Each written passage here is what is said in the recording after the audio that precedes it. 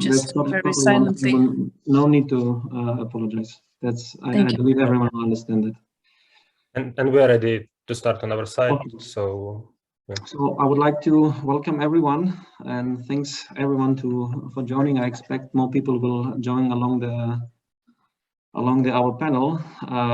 So today we have a panel with the Kyiv School of Economics for the next hour or so, depending on the availability of our speakers, where we will try to talk about what's happening right now in Ukraine. I will start briefly with introducing myself. My name is Nazar. I'm assistant professor at Carlos III de Madrid, and I'm also Ukrainian. So despite the warnings of imminent Russian attack on Ukraine, I, like probably most of you, still hoping for some possible peaceful resolution, and was very deeply shocked by the scale and the event of the invasion when it finally happened 11 days ago. Since that, a lot has happened. We have already more than 1 million Ukrainians that fled the country. We have cities that have been destroyed by artillery fire and bombing. We have Ukrainian civilians, Ukrainian soldiers, Russian soldiers that died or were injured. We have oppression of Russian and Belarusian is reaching new levels, with thousands of people arrested for peacefully speaking up against the war, and widespread bans on several social media outlets. But there is always hope. The EU and many other countries have reacted swiftly and imposed heavy sanctions on Russia, trying to make this attack as expensive as possible. Humanitarian help as well as weapons are being delivered to Ukraine, and West seem to stand more united than ever in their support to Ukraine. So our objective for today's panel is to discuss many of the aspects I have just mentioned, and I would like to briefly introduce our panelists from today. So we have many Timofiys, but one of the Timofiys is actually Nataliia Shapoval. She is the chairman of Kyiv School of Economics and the vice president for policy research. She guided and conducted policy research on public procurement, cost of HIV disease, the financial burden of healthcare costs. She serves as a contributor to the Ukrainian Reform Monitoring Project on planning endowment for international peace. Also, Nataliia is a member of editorial board of Vox Ukraine. Also, we have today with us our second panelist, one of the Timofiys.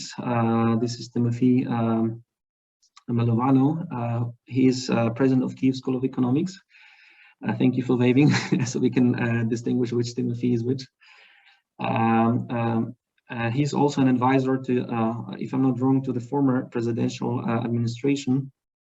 During his professional career, he has taught at a number of European and American universities, which include my alma mater, University of Bonn, University of Pennsylvania, University of Pittsburgh. Tymofiy, he's a microeconomist specializing in game theory and industrial design. He has published in many leading international academic journals such as Econometrica, American Economic Review, the Review of Economic Studies. We also have today with us Tymofii Brik. He's the head of sociological research at the Kyiv School of Economics, and I also would like to point out that he's our alumni from Carlos III. He finished his PhD in 2016 in social sciences. He also holds a master's degree in sociology and social research from University of Utrecht, and was a visiting scholar at the Stanford and New York University. And if I'm not wrong, in 2018, he received the best award of the best young sociologist in Ukraine. And our fourth panelist is Anna Bulakh. She's an expert and advisor on international security and technologies. She's currently a part of the hybrid warfare task force at the Kyiv School of Economics. Anna has 10-year experience in security and policy defenses. She's a former research fellow at the International Center of Defense and Security in Tallinn. and Prague Security State Institute. Anna is a co-founder of Capture CC and the former program director at Disinfotech. Both companies focus on developing solutions to help combat online threats and disinformation. And in her work, she's dealing with issues such as tech impact of national security, information and security, cybersecurity. I would like to start with this panel with a question that I think all of us have in their mind. Can you please tell us where you're right now? How is the current situation? And if you can describe us the development of the last days. Please feel free to start in any order. Well, let me volunteer, and then my colleagues will queue in. And also Nataliia Shapoval, unfortunately, she had to leave. So the university is operational. We are trying to, we're doing updates every day with our students and professors. We have undergrad students and master students. Everyone is scattered in different places, in small towns or in Kyiv or somewhere else in Western Ukraine. Most of our staff works as volunteers, including students. So I think the whole Ukraine now is volunteering, people they're buying supplies, they're helping displaced people. They are actually, some of them making Molotov cocktails. We also have students and staff in territorial defense. Some of my colleagues with whom we co-author working papers and we write policy reports. They are now in territorial defenses in different cities. So it's quite serious. Most of our staff now is working as analytical support to government and for cultural diplomacy. So we also participate in events and write analytics. So my colleagues will tell about themselves. I'm staying in Kyiv. I have stayed in Kyiv, which is a capital city. There were, 12 days of war, things have changed. So there were significant attacks on Kyiv. There were troopers and machinery of Russians in Kyiv. Nevertheless, the city is more safe now. It's full of soldiers, army, and territorial defense. I personally, as any other citizen of Ukraine, we were advised to, to be safe, to stay at home or to stay in shelters. Sometimes I stayed in a shelter which is a basement, sometimes in my apartment. And we were trying to look for safety, meaning that it's quite, there are a lot of saboteurs in the city. So people, trying to be careful. If they see someone suspicious, they call to police. And if we can, we just monitor the situation. So the supplies are here, shops are working, I have water, I have electricity. At the same time, the suburbs of Kyiv are very bad. There are people who stuck in suburbs, there are people who occupied. Yesterday, people tried to evacuate from suburbs and they were attacked. So civilians died while evacuating from suburbs. One of my students is traveling from there right now. So it's, it's bad, but personally, I'm lucky to be in a good neighborhood in Kyiv. So I will pass to my colleagues.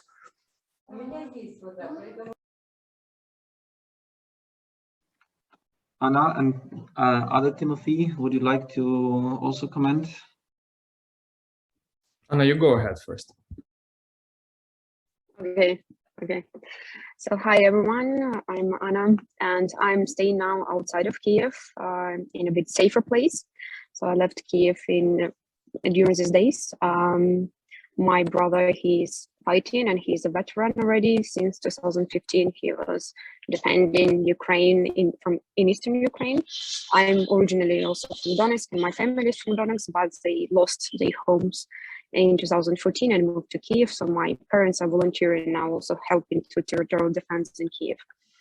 As I'm working a lot on information security, managing also tech companies' engagement in cyber deterrence and information response. So I needed some safer place with interoperability, I would say.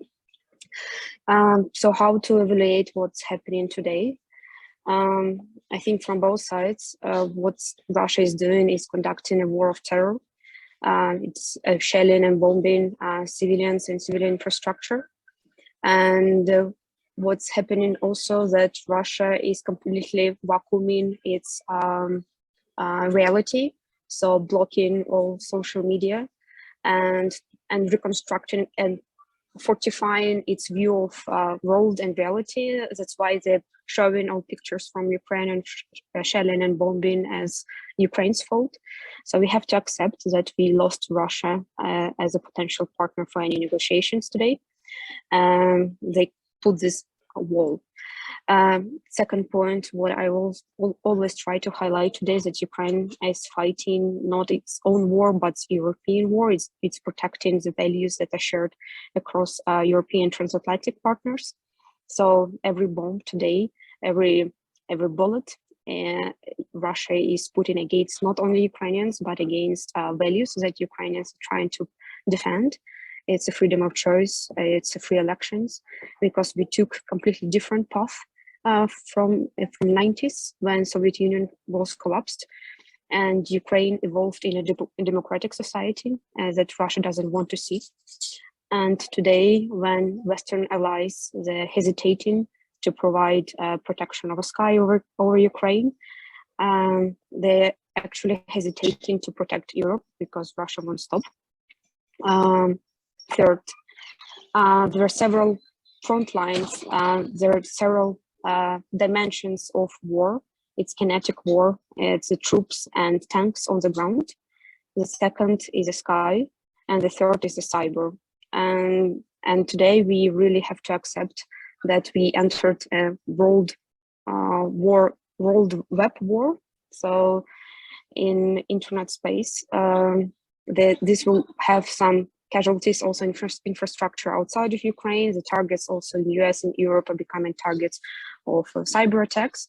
And today, Ukrainian tech society and with engagement of international groups also going on offensive and against Russian internet space. So we have to accept that cyber warfare took another level of maturity, while to progress somehow for Ukraine to defend its territory, we really need international support in protecting sky. So again, these three dimensions, land, sky, and cyber. In cyber, we have capacity and capability. In land, we have capacity and capability because we have strong territorial defense. We have strong social embedding that I called resilience, whole of society engagement in security and defense. We can protect the land, but we cannot protect the sky. Thank you. Thank you, Anna. Tymofii, would you like to add something? Yeah, we've talked over and over. You can read it in the news. It's fucking horrific, you know, it shouldn't be happening ever. And it's a very different scale, you know, in people's minds, it could be, oh, it's the same as in Syria, or it's the same as in Afghanistan. It's just a different scale, while people understand how many millions of people there are in Ukraine and the size of the country. You know, the country is bigger than France. It's a different story.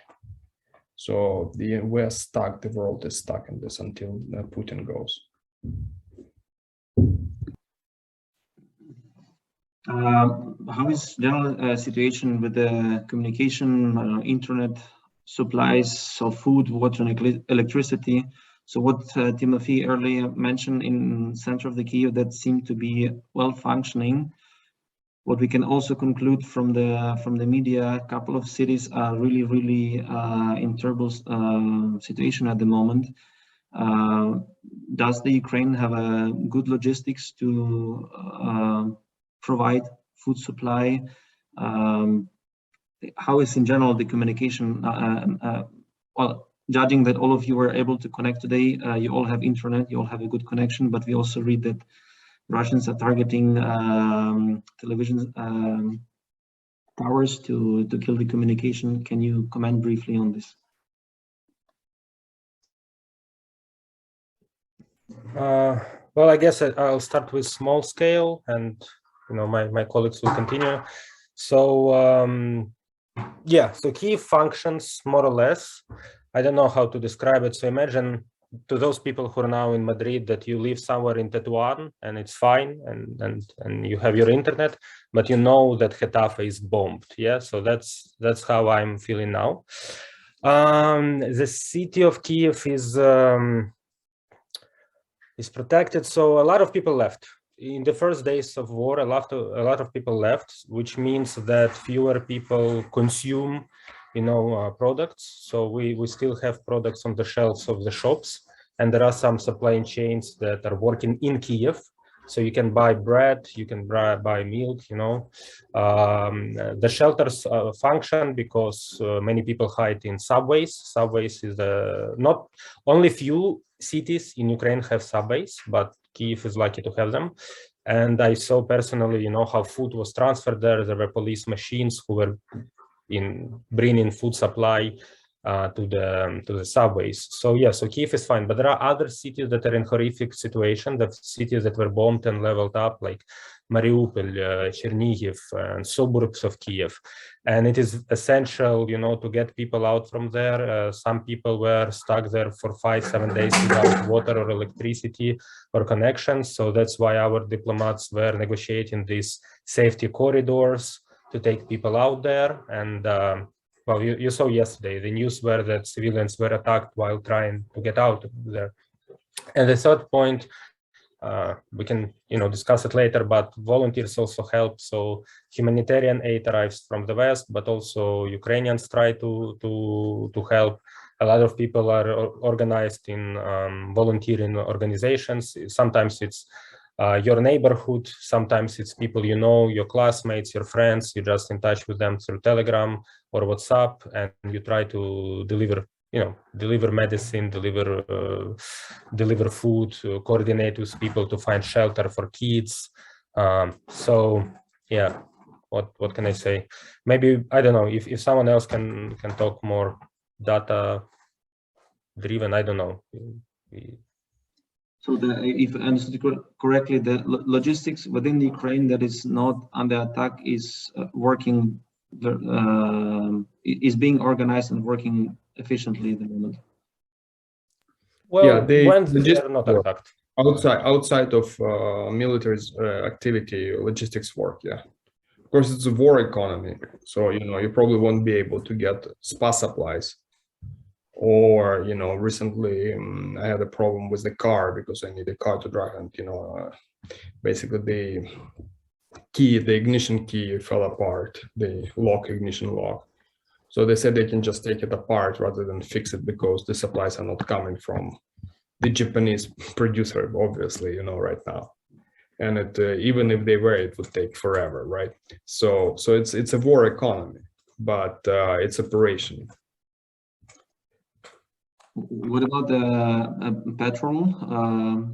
So you mentioned about auto. So petrol is fine. Yeah, fine. There's no shortage.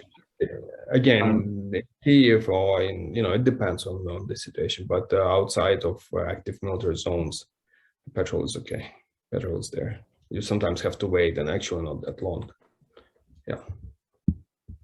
And I have one more question to you, because you mentioned cyber warfare. So it seems that at least what we can infer from the media, Ukraine is very well organized when it comes to the communication strategy and IT communities. So they first days, at least in the media, we saw the messages that President Zelensky was asking or trying to organize the IT community to kind of protect Ukraine from especially on this cyber warfare. Is that really functioning so well, or can it be improved? Can you comment on that somehow a little bit further? Yeah, I mean, it's one of the positive sides, I think, how our communities are mobilizing and engaging. So like taking back a step back a bit in 2014, when we saw that a level of mobilization, organization of Ukrainian society, it shows like even logistics, even in humanitarian help, it shows really high level of self-organization. In tech community, for the past years, it developed really highly. I worked for the past year with really one of the best startups in Ukraine reface. Now I'm working with a researcher. Those are artificial intelligence startups with big investments. And for the first 2 days of when war started in Slack, we organized already around 1,000 plus people from different tech companies. And we redistributed projects like helping government building, for example, online maps using artificial intelligence, also helping with information operation, helping with cyber counterattacks. That's the next days. Also under Ministry of Digital Transformation, the IT army was formed. It's all highly communicated and coordinated. So we all in coordination. There are kind of simple ways as just average Ukrainian citizens could participate in counterattacks or cyber counterattacks. That actually helped because when you increase the traffic on the Russian websites, we could a bit put them down. Why it helped? Because to stop spreading those misleading information in Russian population. There are several tracks now also trying to outreach to the Russian population with reality what's happening in Ukraine. But again, as I told, with Russia's decision to block social media and vacuum their space, they actually this reach of reality, what's happening on the ground in Ukraine is limited. So, and also on the point on cybersecurity, how expertise of Ukraine has evolved, that Ukraine has joined now and accepted invitation to join this Center of Excellence on Cybersecurity based in Tallinn, NATO Center of Excellence on Cybersecurity. What it means that our experience and expertise is already highly valued and needed for European allies to prepare and to prepare themselves as well to the potential attacks. So yeah, tech and IT community are really highly engaged and involved. Thank you, Anna. Yeah, I can add here quickly. This is kind of, from the sociological perspective, this has been almost a common knowledge among sociologists and political scientists, but I don't think this is well known in European societies. But Ukraine is kind of known for having this capacity for self-organization and for building social capital ties. And the thing is that, well, Ukraine went through several revolutions, yeah? So society has been organized in these networks for many years. So there were many pre-existing social ties and channels of information that were simply activated. Yeah, so I had, there were some chats or groups of volunteers who, who were veterans of the revolution of dignity of Euromaidan. Some of them were veterans of war with Russia. Some of them were participants of volunteering organizations that were helping displaced people from Donetsk, etc. So basically all these people were kind of ready. They were on top of the snowball, and then they just expanded their ties. So a lot of other people were quick to join. A lot of people were, waiting in anticipation of war, like myself. We packed our backpacks, we bought food and medicine, so we were also prepared. So it's not it was more incremental than exponential. Yeah, so people were getting there step by step. And I would also emphasize, we also know it from our research, that the reform of decentralization was quite crucial. This reform started in 2015, and it provided local communities with a lot of, sovereignty. So local communities were able, received additional tools, how to spend their budget, how to register business, some participatory budgets. So people created these local social networks and ties. So it's not a surprise for me that people are so well organized. And it is also not a surprise for any sociologist to see this national unity. We also have observed the increasing trend of patriotism, national unity, appreciation of the state among different age and social groups in all regions of Ukraine. So all these, weird and strange ideas of Ukraine being divided between West and East, this is just, this is media, this is something that Russia tries to portray us. It has never been the case. It was debunked by data, I don't know, in early 2000s. So no sociologist has ever taken this seriously. So we know that the country is united, and it was not a surprise for me. Yeah. Can I add here? I mean, to follow. Sorry, can you hear me? Yeah, go ahead. Yeah. Just to add here to Timofey's point. So I worked a lot before IT sector, before tech sector. I mean, tech sector is a part of my portfolio, but before that I spent lots of time in security and defense area and in Estonia. So this security and defense is built around whole of society approach to engagement in security and defense. What it means that for defense of a country are responsible not only the armed forces, but also territorial defense and all communities that are engaged on constant level and in partnership with security and defense institutions, but also, for instance, in cybersecurity, there are people that work on their normal jobs, but they are part of cyber volunteer, defense volunteer organizations, so on. So in Ukraine, when 2014 Russia's aggression started, and when we saw that capacity of Ukraine to self-organization and communities and networks are willing to actually to help and embed with security and defense sector, we suggested, like from Estonia, that Ukraine should adopt this this framework. And finally, this year, like last year, Ukraine adopted legislation on territorial defense. So now what we see is a huge mobilization of people. They now officially can join territorial defense. We're also moving towards, and Ukraine has adopted as a national security concept as a whole of society approach to security and defense. What it means that even our tech and tech community could also consider it in wartime as a part of deterrence to aggression. And it's actually what we see in reality, it's happening.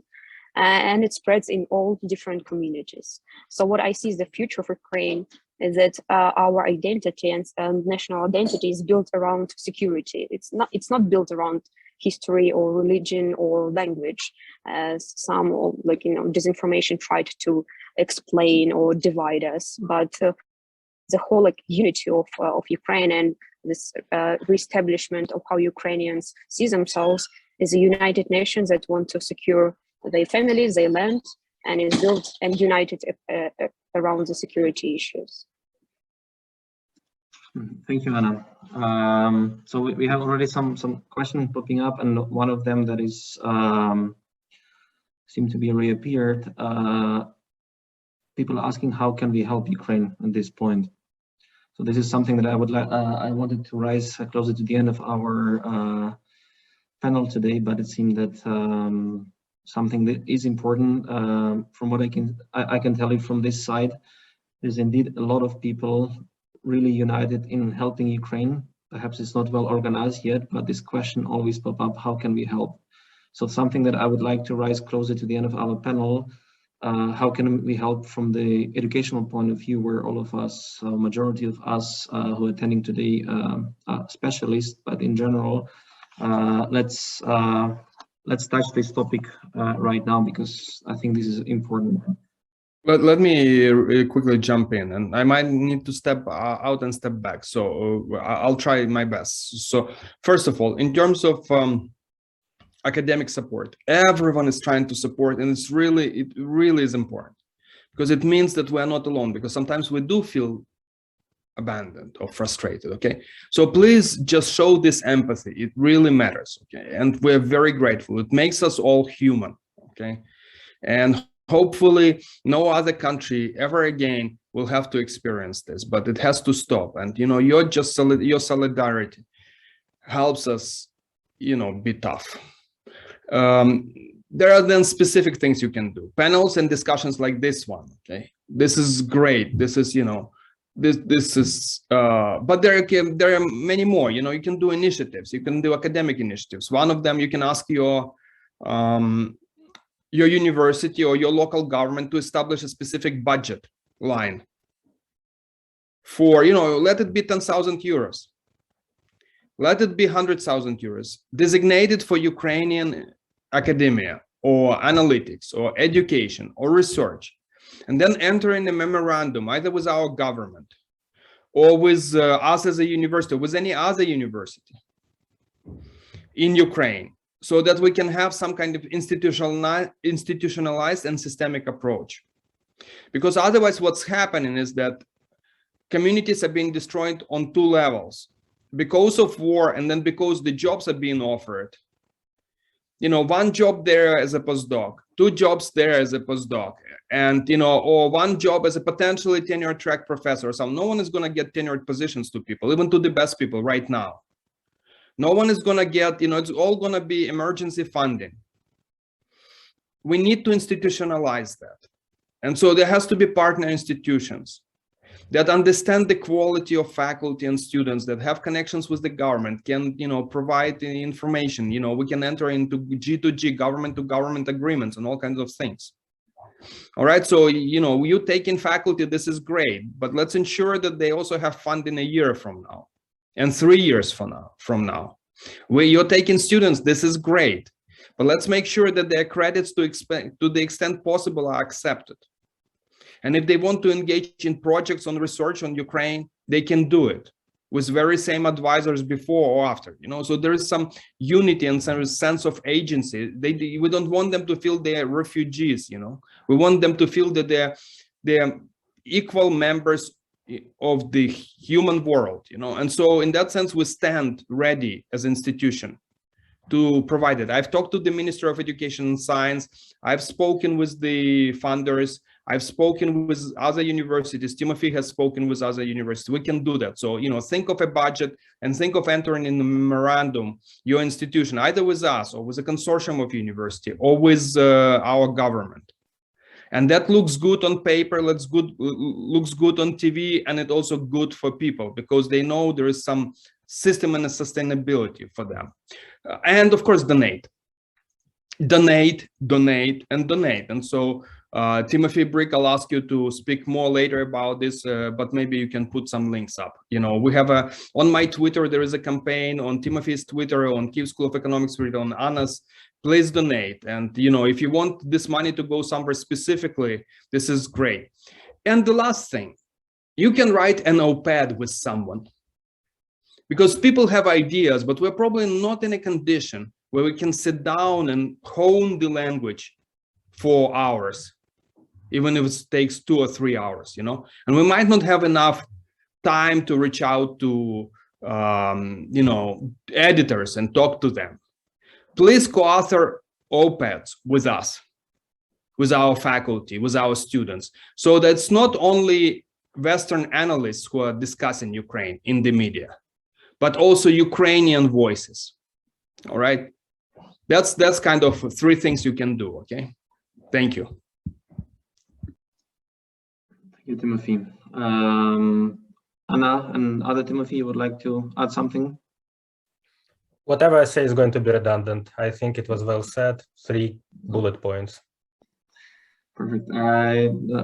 Staying on the same topic, from the support of Ukraine from the EU and US and other countries. So what I've seen in the last 11 days, they put unseen sanctions that we haven't seen so far in our history on one particular country.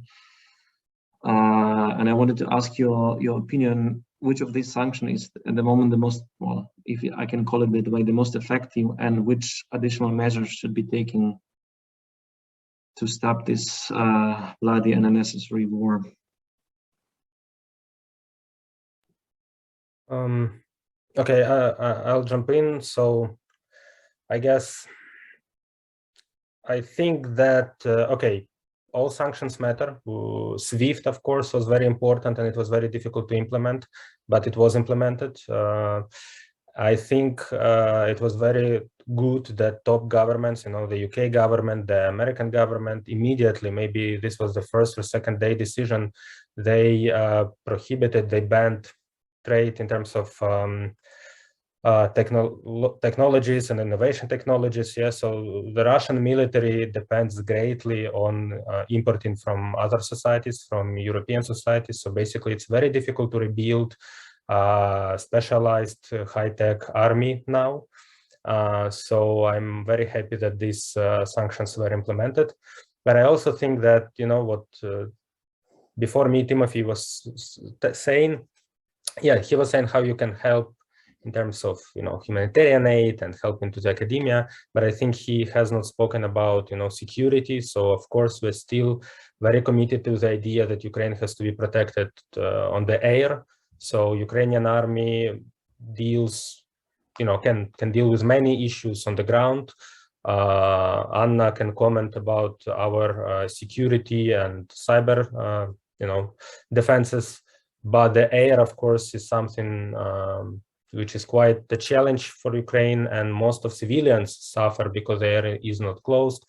There is, of course, a diplomatic debate and strategic debate, you know, politicians, diplomats, they're talking about it. But I think what you can do, you can consider this argument very, you know, seriously and talk to your politicians, talk to your experts, and push this idea that Ukraine has to be protected. And yeah, and besides humanitarian aid, we still need support in terms, you know, gasoline, helmets, bulletproof vests. So all this can be delivered. I don't put it on chat now because I think, you know, this is usually in academia, people like to discuss humanitarian stuff. But there is another way to support Ukraine. You can send directly to National Bank of Ukraine. National Bank of Ukraine has opened this donation fund, and it also accepts, you know, different currencies. And the idea here is simple: you just donate to the government, and then government decides how to spend this money. So, which also implies that they will spend it on military and security. So, if you want to support us from this perspective, you can send money to Ukrainian government. Yes, so to answer to your question, sanctions were important, SWIFT, technologies, and some, I will add, saying that culture and scientific sanctions are also very important. Right now, I know this is a big issue for many academics around the world because, you know, you want to support also those Russians who stay against the regime, Russians who protest, but you have to understand that administrations of the universities, not the individual people, but administrations, they are complicit. They follow the government, and they have been used as soft power to influence international politics.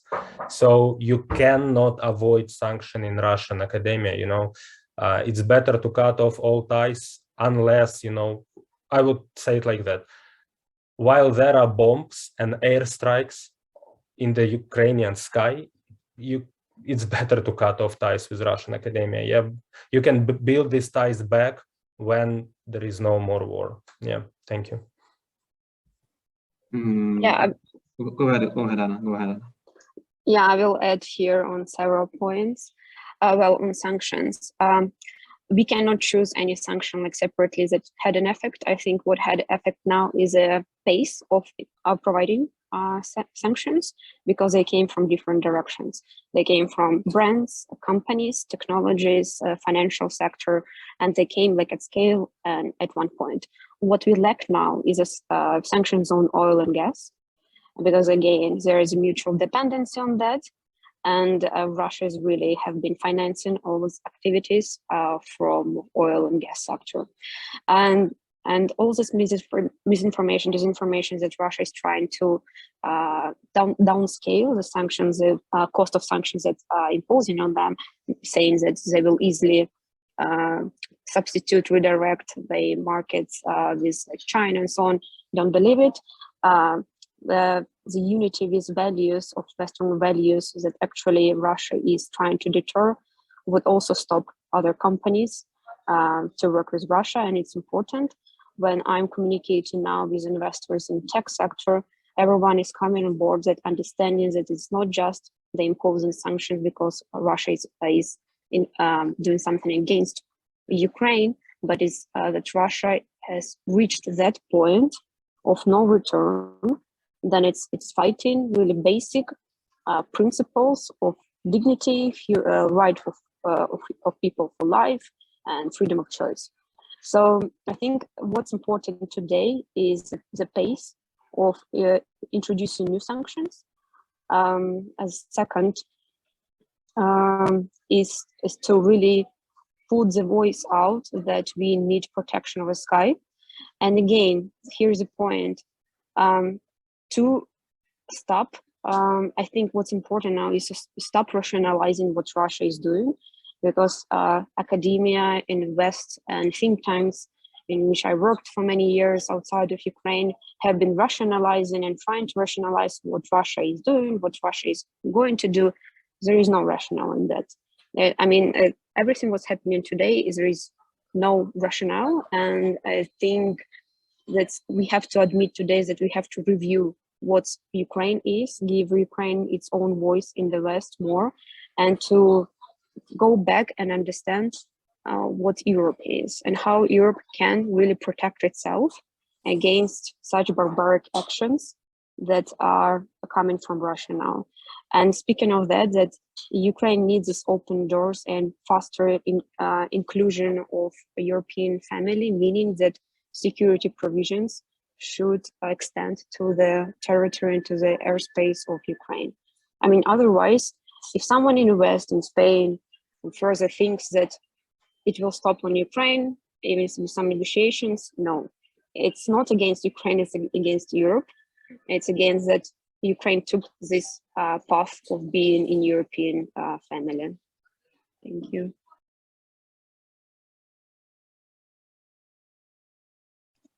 Thank you, Anna. I don't want to steal too much of your time. I'm going to ask you one more question, and then we can check perhaps some questions from the audience. What do you think is the potential solution to the situation? What is the end game? I know it's a complicated question to analyze, but how this can be stopped? In what this can result for Ukraine? What is I guess I'm trying to connect to your comment that stop analyzing Russia's behavior from the rational point of view, and linking to the point, is Putin is a clever strategy person or a madman? I guess, I mean, it's an answer here perhaps a bit obvious after last 11 days, because I cannot understand any cost-benefit analysis here. I don't see any benefits to Russia in this situation. And what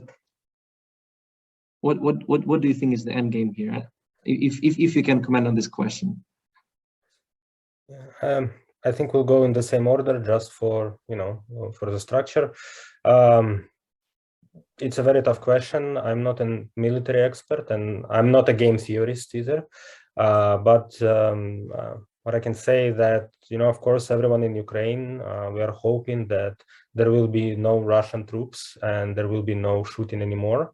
And the Ukrainian population endorses the idea that the peaceful Ukraine should also include all the territories, including Donetsk, Lugansk, and Crimea. And this is, I believe, our negotiation position. For sure, there is no way Ukraine will give up now. So Ukrainians are not willing to give up. You see how a nation is united, army is united, and the tactics allow people to be kind of, in these horizontal connections. So even if the general is died, there will be other soldiers fighting as guerrillas.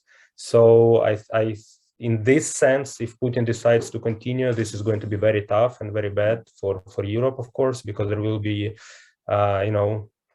terrible guerrilla war just on the borders of Europe, and if Russia moves a bit farther, you'll see them on the borders, you see them nearby Poland and Romania, and this is a very, this is very scary. So I think Ukrainians will fight as long as they can. I'm hoping for some sort of a coup d'etat, authoritarian. What we know from political science is that authoritarian leaders, they should be popular. They cannot afford not to be popular. And I think the legitimacy of this idea of coup it has to be accepted by different social groups in Russia, you know, oligarchs, military, but also working class and middle class. They all have to understand that they're in very bad situation, and they have to believe in this idea. The idea that Putin has to go must be legitimate in a very broad population, so the coup can actually happen and be successfully perceived by the population. So that's why I believe that sanctions are still important. And even though you could think that, well, working class people who have nothing to do with that are suffering, but I think this is exactly the point, to make all of them to step out of their bubble and just try to remove Putin's regime, because while Putin is there, he will just continue. Yeah, so we want to, Ukraine will not surrender, Ukraine will fight. We want Russian soldiers to go away. We need protections in the sky, and if Putin doesn't stop, either he will be stopped by his own elites, or eventually, in 10 years, he will attack Poland and will be stopped there. Yeah. Thank you, Tymofii. There's also related to our topic, and also someone from the audience asked the same question that I had in mind. About the nuclear safety. So how do you perceive threat posed by Russians capturing Ukrainian nuclear power plants? I mean, let's abstract from the point that Putin is running around and threatening to bomb basically whole Europe. Let's talk only about him trying to capture Ukrainian nuclear plants. Is this only the strategic point to cut off Ukrainians from the electricity, or this can escalate in something a little bit more dangerous and we might have another Chernobyl? Anna, do you want to? Yeah, I will add here.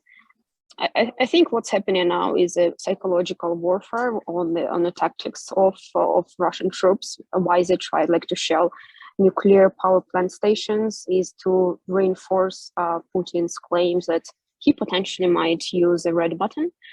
I don't think that him capturing the facilities would change anything. I think we have to accept this reality that yes, that he's taken and Russia is taking the last resort chances. They actually acting opportunistically.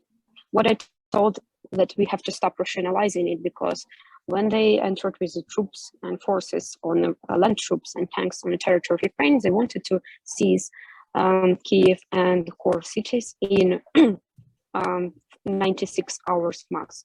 They could not reach anything and the success of that operation had depended on first 24 hours. When there was a huge deterrence by Ukrainian armed forces and huge mobilization in the first 24 hours of territorial defense, they understood that they cannot portray this picture to the population that this operation, as I told it, is really successful. Then opportunism converts into what? In bombing and shelling that creates these pictures of mass destruction, and it's a war of terror. It's a second level. Third level, it's the psychological warfare to scare the West that we will use a nuclear bomb and push the red button. So from one side, sometimes it just can be a bluff and they're really crossing all red lines. Second, what's more dangerous actually by shelling and bombing the nuclear power plant station is actually the second ecological catastrophe. Really, it seems that sometimes the really cost benefits, as you mentioned, it's really not obvious what they're thinking about, but radiation levels actually increased because the troops, they're really heavy, the equipment is really heavy. It was crossing on northern part of Kyiv, where this isolated zone, and the radiation increased because of lots of movement were there. It's one. On Zaporizhia, they were shelling the Zaporizhia, and the small fire was in not in one nuclear reactors. It was just like in research center of the nuclear power plant. So I don't see any strategy of them to try and to take control over NPPs, but I see this strategy of playing for psychologically pressing the West that they would exclude Ukraine from engaging with it more, from excluding Ukraine, like, letting it in. And I think this is the failed path for the West, because let's remember League of Nations, that organization didn't survive because they gave in Czechoslovakia and Austria. We cannot give in Ukraine this time, so UN and NATO would make the same mistake that happened 100 years ago. Yeah, I will. Yeah, sorry, I had to. I was a bit distracted, so if I repeat something what Anna just said, please interrupt me immediately. Yeah, I don't want to be rude. There is also another thing, which is Putin and his regime. Very often they do things for domestic audience, and it's also a part of their media campaign and attempts to create narratives to legitimize what they're doing. There have been numerous reports in Russian media pushed by Russian media that Ukrainians apparently were making, like, we had this master plan of making nuclear weapon. So for their domestic audience, the message is that Russian troopers prevented nuclear war by attacking Ukraine and Ukraine taking control nuclear plants and basically, saving the day.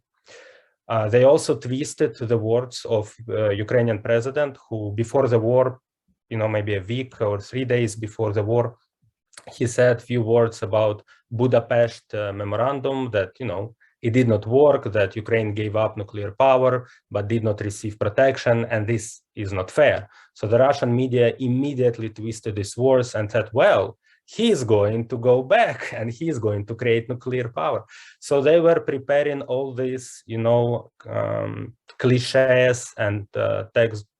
They were getting ready to boost the media campaign, to legitimize what they're doing for domestic population. It is absolutely necessary for authoritarian leaders to work with domestic population as well. And this news, I'm following Russian media now. They're widespread and popular and accepted by population. Yeah, and just to put here that we don't have now a capacity to actually build our own nuclear weapons. So Thank you, guys. It is my understanding that you didn't have to take too much time.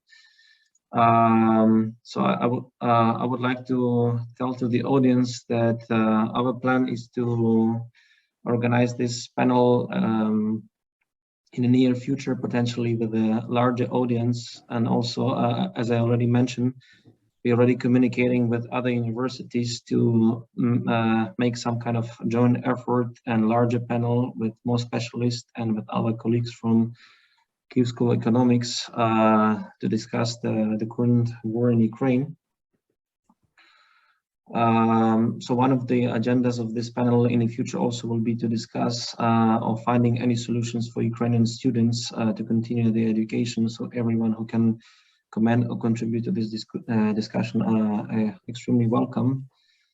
And I want to thank our participants from today for sharing their experience and their opinions and their time with us. We will do our best to support you as much as we can, from donations to organizing such a panels, making them bigger to give a Ukraine voice also outside of Ukraine, and keep our discussion going on. Thank you, guys. Thank you very much. I will just. If you would like to add something, please go ahead. Organizing such a thing for the first time, and as you can guess, to confess, getting a little bit emotional as well. Well, I just want to reiterate something which Professor Mylovanov said, you know, that your solidarity is very important and we feel it. And please send us some more. Your solidarity and support is very important. So trust me, it's not something intangible. When the first war happened, you know, in 2014, and the Crimea was annexed and occupied, and then Donbass happened, a lot of people, you know, they even did not know what Ukraine was. So we felt very alone and abandoned, and we have spent 8 years of building cultural ties, you know, of talking to scholars, to diplomats. So it was very important for us to create these building blocks of future solidarity. And now this solidarity helps us. So and we hope that we will continue building this solidarity, you know, even to help us more. So this is very important. But I noticed something in the chat. You again, you know, it comes from a very good place. A lot of very kind people send us this every day. Every day they send us invitations for some sort of individual short-term programs. Like, oh, we have this Scholars at Risk program, or we have this one little scholarship for a student here or a postdoc there. And we appreciate it. And a lot of Ukrainians are now displaced and some are refugees. And if a refugee, you know, contacts you, of course you should help them. But we have our strong perspective that this kind of support should be institutionalized. Basically, we want to limit brain drain. We want to build a supportive network of Ukrainian scholars so they can finish their education. It's not like a one small short-term program. Yeah, they have to finish their education and then they have to go back home to Ukraine and rebuild the society.